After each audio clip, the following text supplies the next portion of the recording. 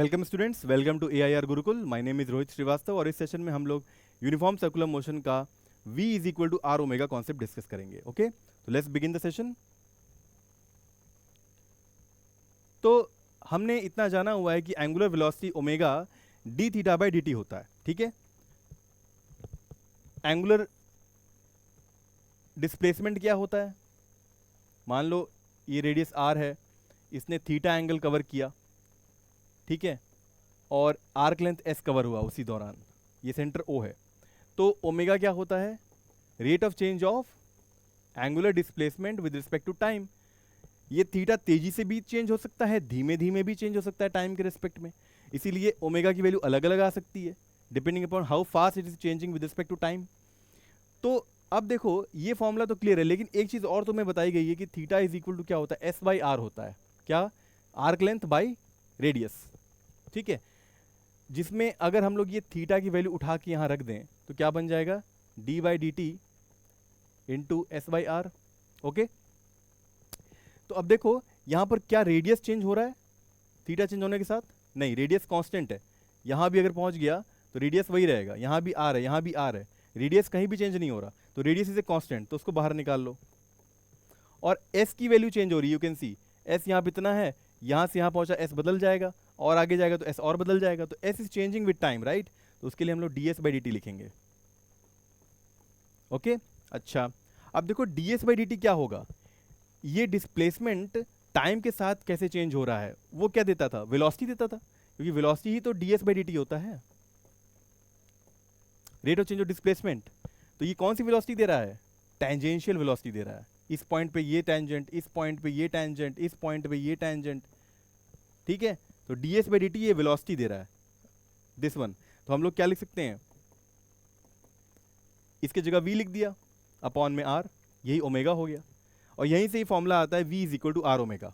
ठीक है, तो ये फॉर्मूला तुम्हें क्लियर है अब कैसे आया। लेकिन एक चीज़ और समझो जहाँ पर मिस्टेक होती है, वो ये है कि वेलोसिटी हमें रेडियस के परपेंडिकुलर मिल रही है हर बार।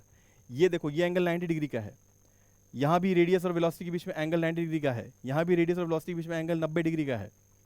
ठीक है, तो वेलोसिटी जो भी लेंगे हम लोग एंगुलर वेलोसिटी निकालने के लिए, ओमेगा निकालने के लिए, वो कौन सी होनी चाहिए?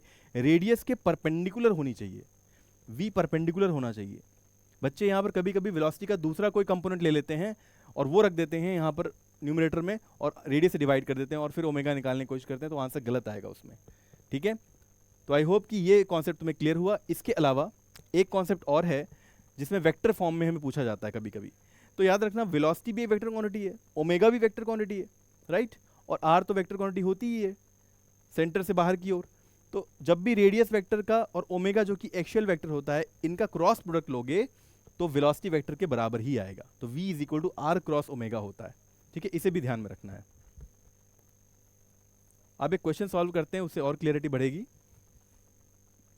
सपोज करो एक पार्टिकल है ए, और वो 20 मीटर पर सेकेंड से मूव कर रहा है राइटवर्ड डायरेक्शन में, और ओ पॉइंट से उसकी दूरी 4 मीटर दी हुई है। ठीक है, कुछ देर के बाद वो बी पॉइंट पे पहुंच गया, और ओ से उसकी दूरी 5 मीटर की हो गई अब, और एंगल 37 डिग्री का बनाने लग गया। तो पूछा गया है कि angular velocity omega of the particle कितनी होगी when it is at A with respect to O. तो देखो पहला वाला क्वेश्चन बड़ा ही आसान है। अगर हमें ओमेगा ए निकालना है विद रिस्पेक्ट टू ओ, तो उसे ऐसे लिखेंगे, और वो क्या होगा? वो ये होगा कि हमें, अगर तुम समझो यहाँ पर एक सर्कल बन रहा हो और ये रेडियस हो 4 मीटर का, तो थीटा चेंज हो रहा है ना, 0 से लेके कुछ कुछ कुछ कुछ, और 37 डिग्री तक पहुंच रहा है बी पॉइंट में। तो थीटा जब चेंज हो रहा है टाइम के रिस्पेक्ट में, तो ओमेगा डेवलप हो गई होगा, वही omega A with respect to O होगा। अब उसके ओमेगा को निकालने के लिए हमें क्या करना पड़ेगा? इस पॉइंट पे टेंजेंशियल वेलोसिटी चाहिए और रेडियस के परपेंडिकुलर चाहिए। तो ये जो है एंगल ऑलरेडी 90 का है ही, और ये जो v है वो v परपेंडिकुलर है ही, तो v परपेंडिकुलर जगह पे क्या रख देंगे? 20 रख देंगे, और रेडियस की जगह पे ये वाला लेंथ रख देंगे, o से लेके l a वाला, विच इज 4। यहाँ 4 रख दिया, कितना आ गया? 5 रेडियन पर सेकेंड। तो पहला वाला पार्ट बहुत ही आसान था, क्योंकि ये ऑलरेडी एंगल 90 डिग्री बना हुआ था वेलोसिटी के बीच में और रेडियस के बीच में, तो v परपेंडिकुलर 20 ही हुआ और रेडियस 4 हो गया, इसीलिए a omega A O 5 radian पर सेकेंड आ गया। अब हमें सेकेंड पार्ट में क्या पूछा है? देखो, find the angular velocity omega of a particle when it is at B with respect to O निकालना है। जब पार्टिकल यहां पर है तब ओ के रिस्पेक्ट में एंगुलर वेलोसिटी कितनी होगी। तो अब इस पार्ट को मैं रब कर दे रहा हूं, यहां पर फोकस करो बी पॉइंट पे। बी पॉइंट पे भी क्या हो रहा है, क्योंकि 5 मीटर जो है रेडियस है और इस आर्क के अलोंग यानी इस सर्कल के अलोंग एक एंगल का चेंज हो रहा होगा ना टाइम के रिस्पेक्ट में, तो ओमेगा आएगा ही आएगा फिर। लेकिन अब क्या निकालना है हमें, ओमेगा एट बी निकालना है with respect to O. Okay, ये निकालना है।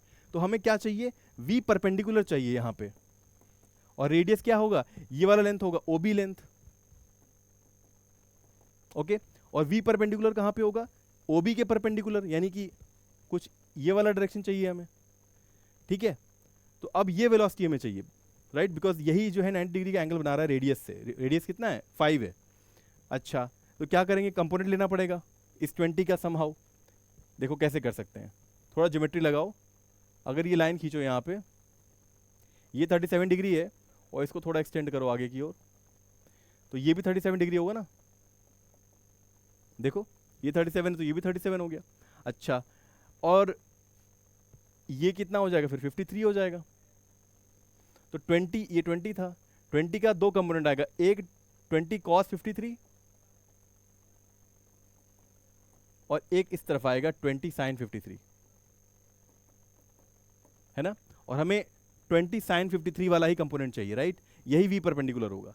तो 20, अब देखो यहाँ पर एक ट्रायंगल बना लो। 53 डिग्री जब होता है तो सामने 4 होता है, इधर 3 होता है, इधर 5 होता है, तो sin 53 हो जाएगा 4/5, राइट। तो 20 इंटू 4/5 कितना हो गया, 5 4 जा 20 यानी कि 16 आ गया। तो v परपेंडिकुलर हमें मिल गया 16। और OB कितना है, OB लेंथ 5 है, यही रेडियस है परपेंडिकुलर वाली, ये 5 हो गया।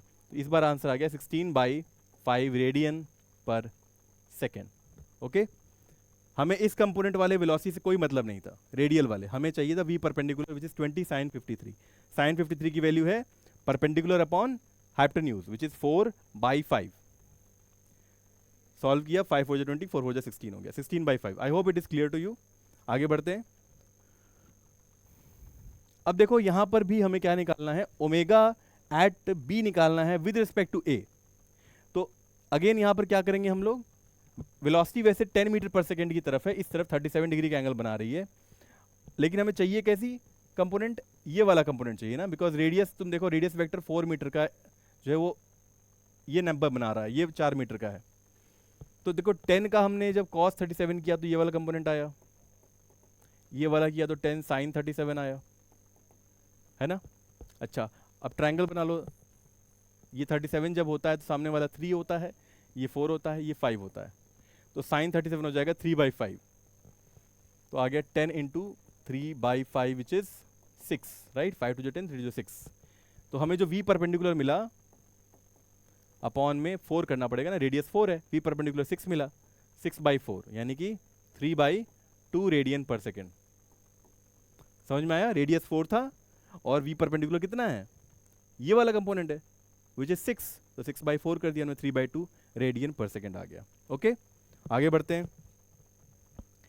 इस क्वेश्चन में देखो यहां पर भी हमें ओमेगा निकालना है of point P with respect to O, ठीक है। और पॉइंट P का जो वेलोसिटी है अपवर्ड है 10 मीटर पर सेकेंड का, और OP लेंथ दिया हुआ है 5 मीटर। अब क्योंकि OP लेंथ दिया हुआ है विच इज रेडियस, तो हमें एक आर्क और एक सर्कुलर मोशन समझना पड़ेगा। यहाँ पे ये एंगल 53 है और यहाँ पे मान लो एक आर्क या एक सर्कुलर मोशन हो रहा है इस तरह, और टेंजेंशियल वेलोसिटी फिर ये होगी ना, ये भी परपेंडिकुलर होगा ना, ये चाहिए हमें। उसके लिए क्या करना पड़ेगा, थोड़े से कंपोनेंट लेने पड़ेंगे, ज्योमेट्री यूज करनी पड़ेगी। चलो करते हैं। तो अगर ये 53 डिग्री है तो हमें क्या चाहिए, ये वाला कंपोनेंट चाहिए, राइट।